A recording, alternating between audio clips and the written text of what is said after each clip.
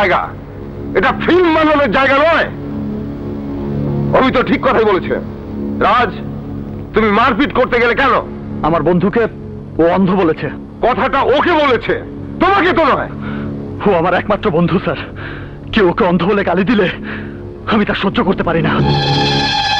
মারপিট করে কলেজের পরিবেশ নষ্ট করার জন্য তোমাকে যদি বের করে দেই, তাও আমি মাথা পেতে নেব স্যার, কিন্তু আমার বন্ধুকে কেউ অন্ধ বলে গালি দিলে আমি তা সহ্য করব না। বুঝলাম, অভি তোমার দারুণ বন্ধু। অন্যদেরকেও তোমার বন্ধু বানিয়ে নাও, তাহলেই না ভালো হয়। ভবিষ্যতে আর কখনো মারামারি করবে না, মনে রেখো।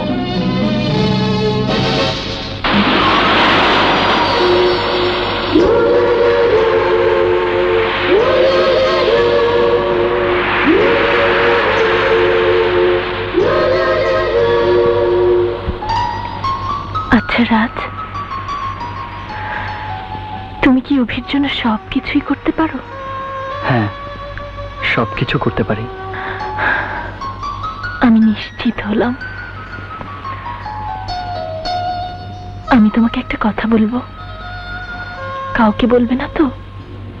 প্রমিস করো। প্রমিস। অভিকেও বলতে পারবে না, ওকে?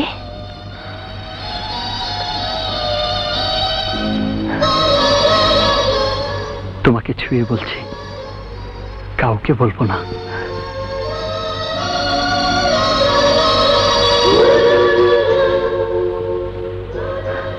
রাজ, যেদিন প্রথম তুমি আমাকে তোমার ভালোবাসার কথা বললে, ঠিক তার আগের দিন অভিও তার বাড়িতে আমাকে একই কথা বলেছে। বলো কি? হ্যাঁ রাজ, সেদিন ওর বাসায় নিয়ে গিয়ে আমাকে কথাটা বলল। অভির মায়ের কথায় আরো স্পষ্ট হলো, অভি আমাকে ভালোবাসে। অভির মা ও পুত্রবধূ হিসেবে আমাকে নিয়ে ভাবছে। তুমি কিছু বলনি? ভেবেছিলাম কথাটা তোমাকে আগে বলবো, কিন্তু তার আগে তুমি আমাকে ভালোবাসার প্রস্তাব দিলে। এখন আমার ভয় হচ্ছে, শুধু আমার কারণে তোমাদের বন্ধুত্ব নষ্ট হয়ে যায় কিনা। হতে পারে অভি তোমাকে ভালোবাসে,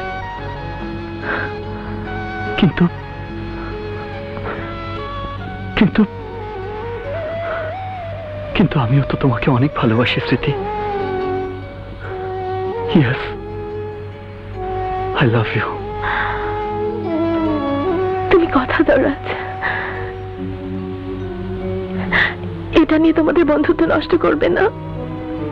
বেশ, কথা দিলাম।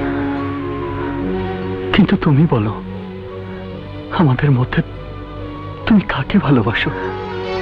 ভেবে দেখো রাজ, ভেবে দেখো।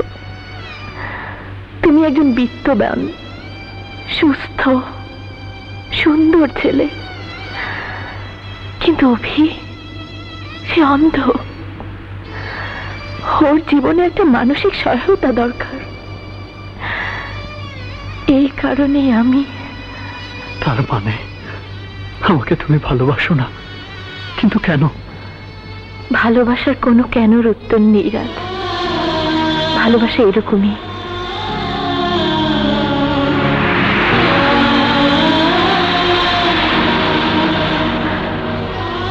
এটাই ভালোবাসার ধর্ম।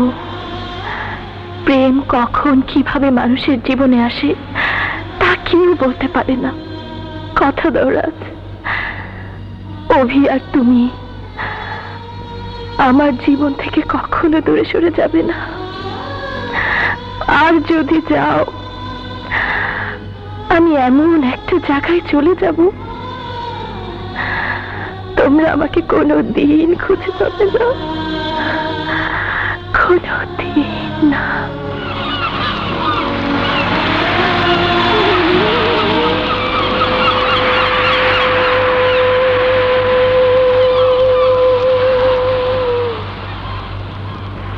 অভি, যেদিন প্রথম তুমি আমাকে ভালোবাসার কথা বলেছিলে, ঠিক তার আগের দিনে রাজু আমাকে ডেকে নিয়ে একই কথা বলেছে। বলো কি স্মৃতি, আমি তোমাকে ভালোবাসি। তুমি কোনোদিন কল্পনাও করতে পারবে না স্মৃতি, আমি কত গভীরভাবে তোমাকে ভালোবাসি। আমিও তোমাকে ভালোবাসি, কিন্তু সে ভালোবাসা এমন নয় যে তোমাকে নিয়ে। কেন কেন স্মৃতি, আমি অন্ধ বলি? না অভি, না, ঠিক তা নয়। আমাকে নিয়ে তোমাদের দুজনের বন্ধুত্ব যদি ফাটল ধরে, তাহলে আমি এমন এক জায়গায় চলে যাব, তোমরা আমাকে কোনো দিন খুঁজে পাবে না, কোনো দিন না। ঠিক আছে স্মৃতি, সংসারের রাত সুন্দর উপযুক্ত ছিলে, তুমিও একজন সুন্দরী মেয়ে।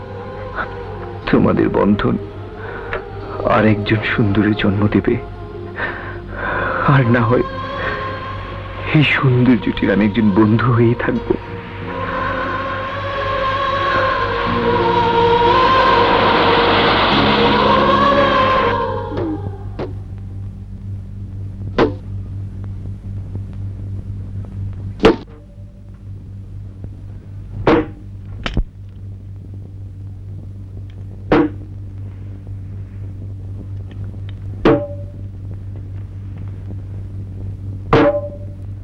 কি ফুটানির খবর কি? আবার কি হয়েছে? এত রাতে ঘরে বসে ঢোল বাজাচ্ছিস?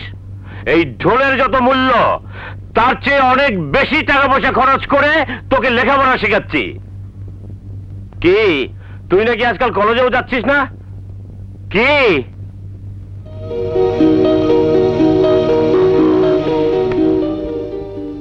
ফুটানির কি হয়েছে?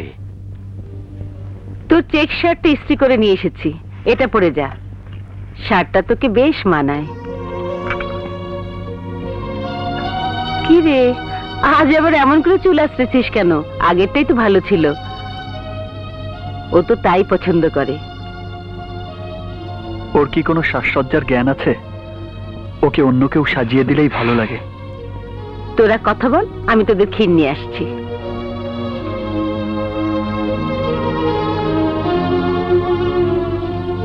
পরে নে চেক শার্টটা। না থাক, আজ আর পড়তে ইচ্ছে করছে না। খুব ভাব ধরে আছিস না?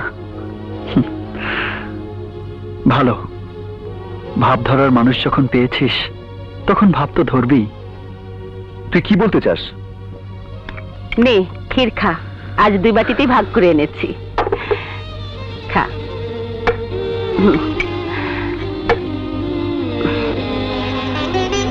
পৃথিবীর সবকিছুই যদি এমন ক্ষীরের মতো ভাগ করে নেওয়া যেত মা। তোর কথা তো কিছু বুঝতে পারছি না বাবা, খেয়ে নে।